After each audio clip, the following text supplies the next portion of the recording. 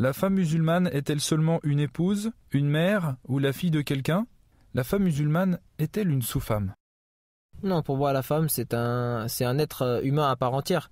Elle a son autonomie, elle peut être mère de famille, mariée, mais tout en étant autonome. Par exemple, elle a un travail de nourrice, on va dire un exemple. Elle garde son argent c'est à elle. Le mari, il n'a pas à prendre son argent. Elle a son autonomie. Au contraire, le mari, c'est lui qui il doit même lui rajouter de l'argent, lui donner un petit peu d'argent pour ses dépenses, ses besoins personnels. Peut-être qu'elle a des choses à acheter pour elle-même, pour des habits pour elle, se faire plaisir, etc. Après, au niveau du savoir, je pense que toute femme doit être entre guillemets savante. Elle doit apprendre, que ce soit un cursus scolaire, ce qui lui permettra déjà de se développer, et par la suite un cursus islamique pour savoir de quoi elle parle. Parce qu'au jour d'aujourd'hui, c'est elle qui va éduquer les enfants. Parce que lorsqu'on travaille, c'est vrai que la plupart des temps, les enfants ils sont avec la mère.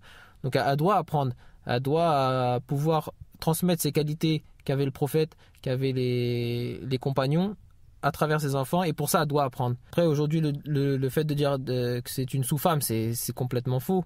La femme, comme je vous ai dit, c'est un être humain à part entière, elle a son autonomie. Elle a ses droits et ses devoirs. Et la plupart des gens, le problème aujourd'hui dans la communauté, c'est que les gens ne connaissent pas le droit et les devoirs de chacun.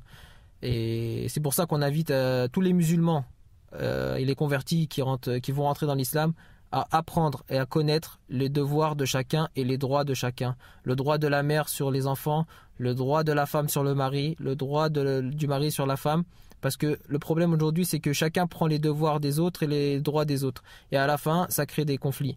Donc si chacun connaît les droits et les devoirs de chacun, on verra en vérité que tout le monde a sa part dans ses droits. Tout le monde va prendre ses droits. Et la femme aussi. Donc aujourd'hui, je pense que la femme, comme je vous ai dit, elle doit apprendre.